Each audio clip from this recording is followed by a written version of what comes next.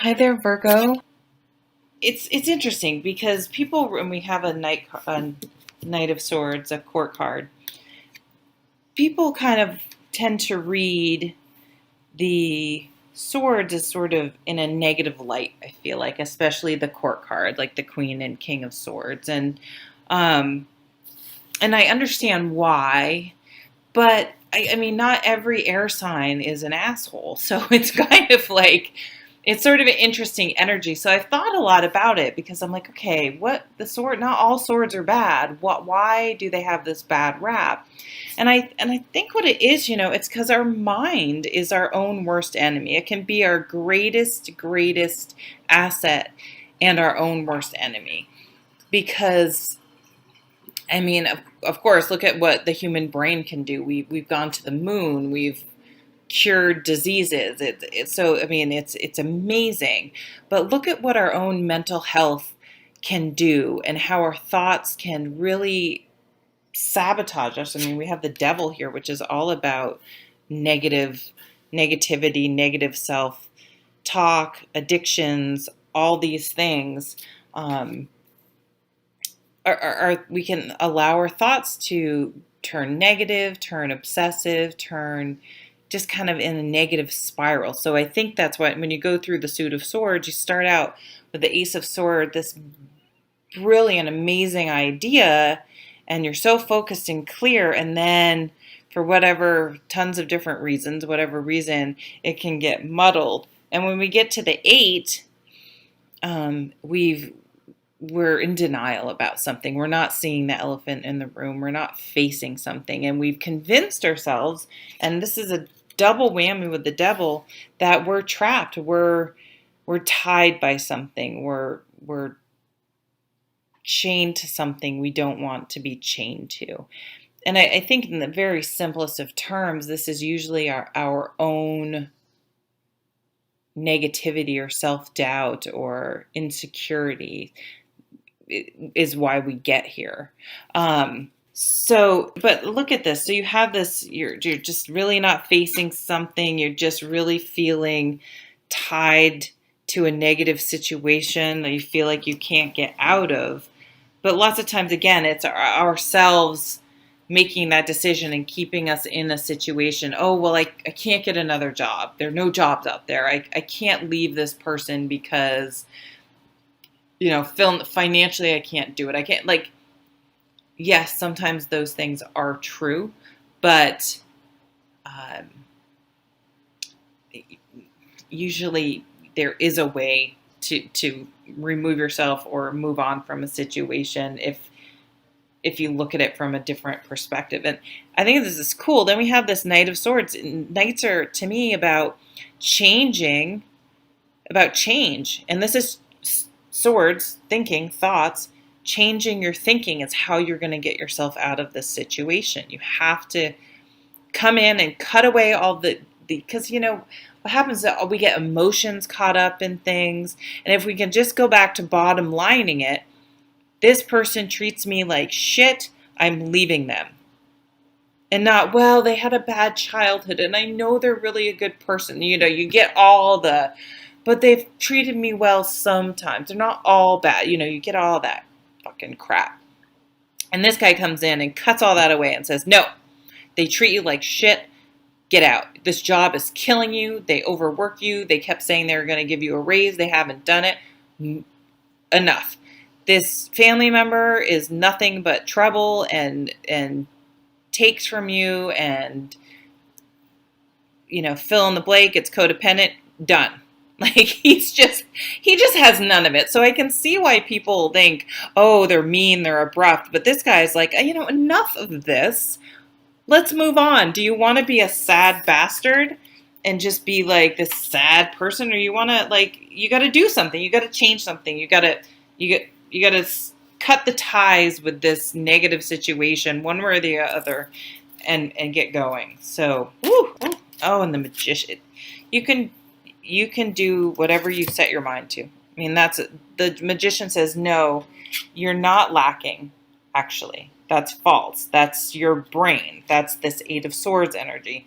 And sorry, the glare. The Magician says, you have everything you need to create the amazing life you want.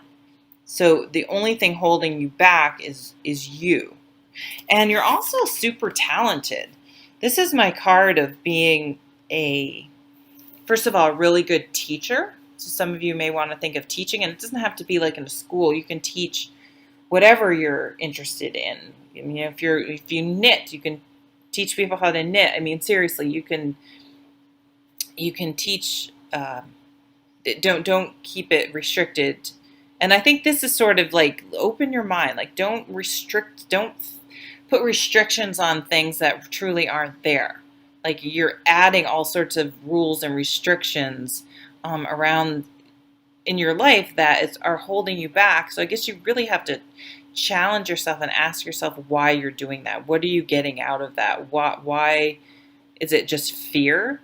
And there's a lot of fear in the Eight of Swords. And is that what's holding you back? Because fear's not real, right? That's that sword energy that gets us overthinking things to creating, monsters that aren't really there. And this is saying you're super talented. You are you're not just like proficient at something. You are an expert, or you can become an expert if you're not there in something that you're really interested in. And so this is challenging you in the workplace and how you earn your money, as much as anything, to, hey, you can make that hobby, that dream. Like if you're a good writer, you can actually make your living being a writer if you can get over the fear of what that would entail. Like you have the talent. So fill in the blank. Whatever is your true passion, stop denying it and work towards it, because you're super talented and you can make that into a career if you can get over those blocks. Let's just pull 3 more cards. Almost every single hibiscus are an annual in Vermont. Every single okay, I can't do 2 things at once. Sorry, I had a card fall on the floor. Oh, nice. Every single flower I bought this year is pink. I don't know. I'm on a pink kick.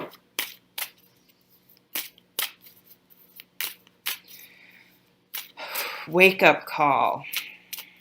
The Judgment card. Wow. Holy shit. Judgment.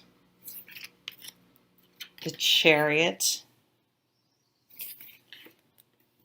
And Justice. Wow. So first of all, getting Judgment and Justice is like a double whammy. So Judgment for me, you ever, in movies they show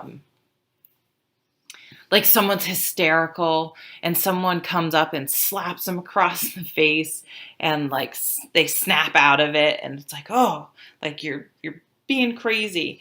I feel like the Judgment card in a way is like, I hope that's not too loud. The Judgment card is kind of like the universe coming up and slapping you across the face and shaking you and saying, you're being in denial. You're being ridiculous. Wake up. Like you're in your own self-enforced, I don't know the word, prison. Like you created this. You've trapped yourself. You're doing this to yourself. Stop it. Wake up. Why are you doing this? And things are out of balance. And it just wants you to bring things into balance. That's all it's doing. Somehow it's gotten swung too far to one side or the other. And I feel like it's swung too far where you're maybe modifying your life because of, again, a job, another person, something like that. And the Chariot's like, no more reacting, no more going through life and ending up where you are because you've reacted to things. You're trying to placate someone, calm someone down, just pay the bills or keep the boss happy or things like that. The Chariot's like, no, set your course, and with the Magician too.